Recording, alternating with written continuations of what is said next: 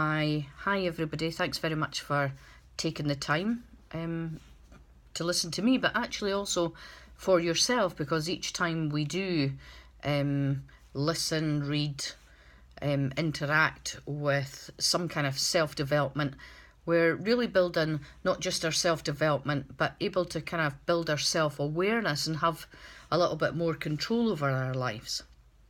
I'm just going to talk to you a wee bit about what mindfulness actually is, the difference between mindfulness and meditation, and really a little bit more how it helps with the response rather than react and the kind of changes in the brain. People understand really sometimes the basics of mindfulness, what it is, and they understand that it involves knowing what is happening, when it is happening, without preference. So knowing what is happening, so knowing right now, knowing that I'm speaking ever so slightly faster than I would normally, because I'm I'm feeling content, but also, slightly adrenaline anxious around speaking to you. I can feel my heart rate slightly up. I can feel slight tightening in the chest, but yet also feeling a bit excited. There's things going on in my head, so like what I want to speak to you about even what's for lunch today or picking my kids up later on. And I can also feel, checking in with myself physically, I can feel my hands are a bit dry today. I can feel the amount of saliva, I guess, in my mouth. So what is happening while it is happening? But often when we feel something or we think something specifically, or even a physical pain, more often than not we have a judgment about it. And that judgment can sometimes go from a kind of low level type criticism to a judgment on the feeling or the experience itself, to a judgment much harsher with a much more difficult edge even on ourselves. That maybe we feel failed by our body, or we don't feel good enough because I feel anxious. Look, everybody else feels calm, and we start comparing ourselves with everybody else, and they seem confident, I'm not so confident, or my self-esteem isn't so good, or something like that. So coming back to what mindfulness actually is, mindfulness is learning in a very gentle way, which a much more kinder attitude towards ourselves, rather than having views, opinions, or necessarily striving to be something, and especially perfect more than anything, but to accept ourselves for both our humanness, because that's actually all we are. We are just human beings, all of us, and we have all these experiences going on all the time, the thoughts, the feelings, physical sensations, and then there's that judgment that we have about ourselves. But what mindfulness is inviting you to do is actually to do it without that judgment. So it's learning a kind of softer, more gentler approach to yourself, a gentler attitude. The difference between mindfulness and meditation, people get a bit confused, and certainly in my first couple of years of mindfulness and compassion training, I was confused. But if you think about it, like how there's yoga and different levels of yoga. So you've got Ashtanga, Avenga, Hatha, and so on, yin yang. So you've got different kinds of yoga. If you think about it as meditation, you've got maybe Zen Buddhism, Tibetan Buddhism, maybe just meditation for relaxation, for calm.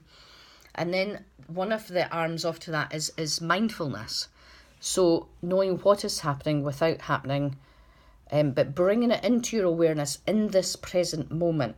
Now, there's anchors that can help you stay in the present moment, and I'm actually going to talk about them in my next talk.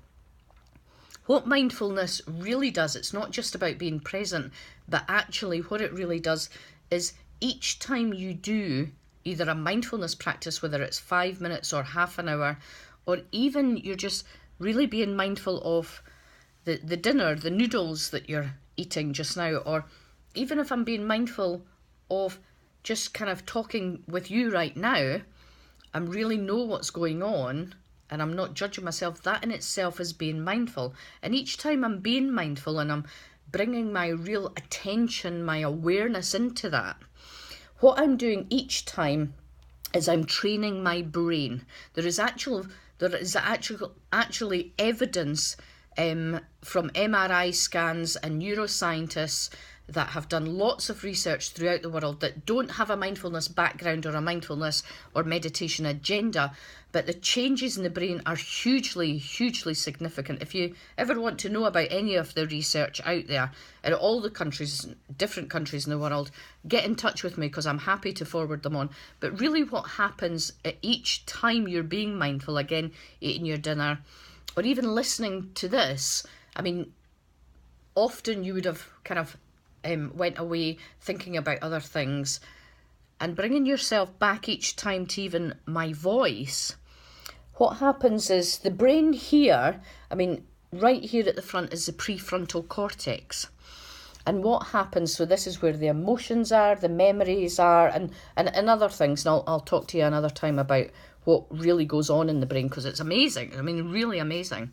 But this prefrontal cortex here, what happens is each time you do it, it's training the brain and it's making changes in the brain that when the more you are mindful and you're training the brain, so it's like going to the gym and doing a push-up. Every time you're being mindful, you're doing a push-up. If you're doing a 5 minutes mindfulness practice, you're actually doing 5 minutes of push-ups. If you're doing 30 minutes, you're doing 30 minutes of push-ups. If you're being mindful even right now, you're just, each minute you're doing a push-up and a push-up. And what happens is when we're in our relationships or we're dealing with conflict or anxiety or feeling overwhelmed or difficult experiences in life, what's actually happening is that we're slowing down the reactive process in the brain, that what happens is we're less likely just to react. So if we get like pissed off or anxious or overwhelmed, we can sit back and we can invite that into our bodies a bit more, trust ourselves a bit more, and learn to be with it a bit more. So we're not just reacting just so quickly to things. And what happens is the brain slowly sends a wee signal right down the spinal cord to ourselves, to our physical being and our emotional being, just much slower than just reacting. And what we do in the brain is make much more choices to respond. So rather than just react to something. So think about it every time, even the opportunities you can be mindful with your kids, mindful when you're doing yoga, washing the dishes, having your dinner, just anything, even in the shops. I was just in the shops before this, and just even feeling the experience around you. I was pushing the trolley, I was listening to the sounds. Every time I kind of went away in my head, I brought myself back. Just listening. So when you're walking, just listen to sounds. That's a really good thing. So next week I'll probably talk about anchors, how we can keep ourselves present, how we can train the brain more.